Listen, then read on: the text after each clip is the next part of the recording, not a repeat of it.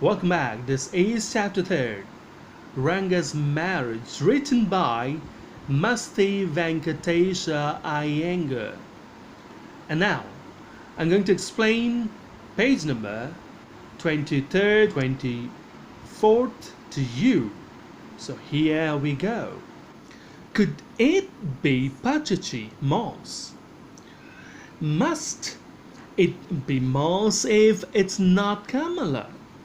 Why not pearl or Ratna, the precious stone? Ratna, the girl in Ramarao's house, is Ratna. Tell me, is there any chance of our negotiations bearing fruit? So here this line says, the narrator then asked if it could be moss. Sastra replied it had to be moss if not Kamala.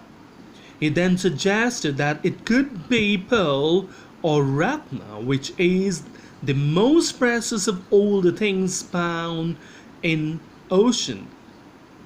As soon as he heard the name Ratna, he exclaimed in surprise, and then thought of the girl in Ramara's house. In obvious pretense, he inquired of him if their talks of marriage would be fruitful or not. Next part now. Definitely, he said after thinking for some time. There was surprise on Ranga's face and some happiness. I noticed it. But that girl is married, I said.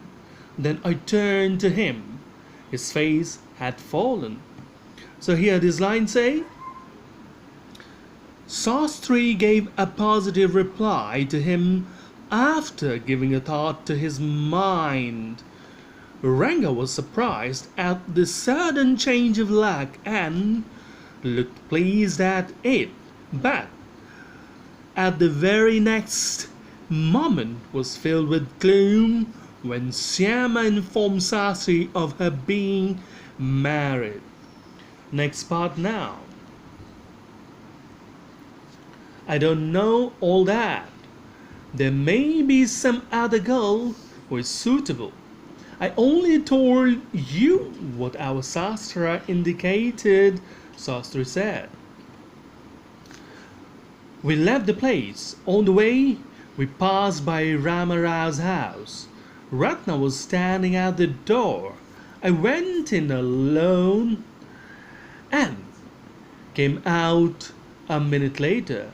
So here, this line say, Ch-3 made his point there, saying he had no idea of her marriage, but said, there could be some other girl with the same name and who suited him as per his Sastra.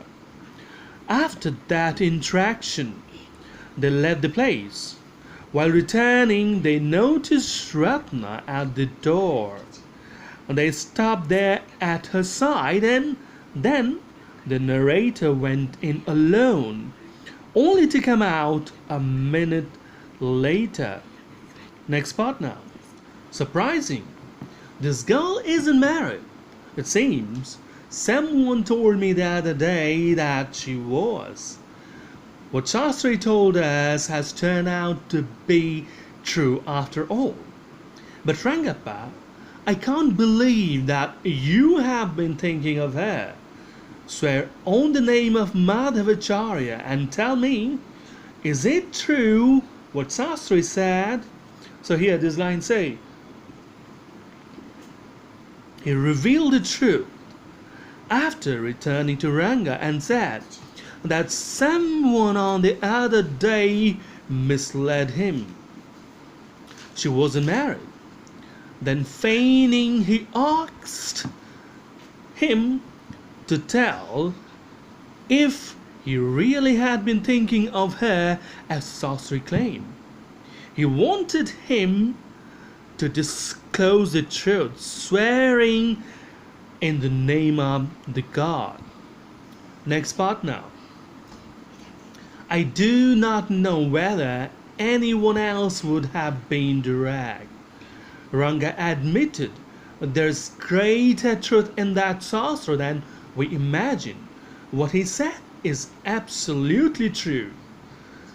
Ch-3 was at the well when I went there that evening. I said, "So Ch-3 Galay, you repeated everything I had taught you without giving rise to any suspicion. What a marvelous Shastra yours is." He didn't like it at all. So here this line say, the author wondered if anyone could be so direct with answer. Without beating about the bush, he confirmed Ch-3's claims. The same evening, Syama met Ch-3, who stood at the well and appreciated him for repeating things just like a parrot. But that annoyed, that vexed Ch-3. Next part now.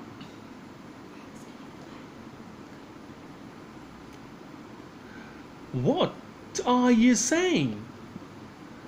What you said to me was what I could have found out myself from the Shastras. Don't forget I developed on the hints you had given me. Tell me, is that what a decent man says? So here this line say, Ch-3 claimed he could easily have found that out with his knowledge of Shastras. He further claimed that he developed on the hints he had dropped, he had shared. Next part now. Rangappa had come the other day to invite me for dinner. What's the occasion? I asked. It's Syama's birthday. He's 3. It's not a nice name, Syama, I said. I'm like a dark piece of oil cake. Why did you have to give that golden child of yours such a name? What a childless couple you are, Ratna and you. I know. It's the English custom of naming the child after someone you like. Your wife is 8 months pregnant now. Who's there to help your mother to cook? So here this line say, the other day, Rangappa had come to invite him for dinner on the occasion of Syama's 3rd birthday celebration. The narrator didn't like the name of Ranga's son, which was Syama, and which means dark. While the narrator had dark complexion, Ranga's son was not so. He was quite fair. He called both of them, Ranga and Ratna, fools. But then he excused them, realizing it being an English custom of naming one's own child after the name of someone one likes the most. Then he asked him who was there to help his mother in household work, as his wife was 8 months pregnant now. Next part now. My sister has come with her. I went there for dinner. Syama rushed to me when I walked in and put his arms round my legs. I kissed him on his cheek and placed a ring on his tiny little finger. Allow me to take leave of you, reader. I am always here, ready to serve you. You were not bored, I hope.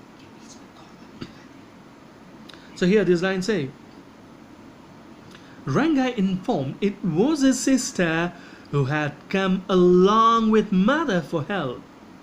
The narrator moved to Ranga's place for dinner. As he reached there, Syama came running and put his arms around his legs. Then he kissed him and gifted him a ring.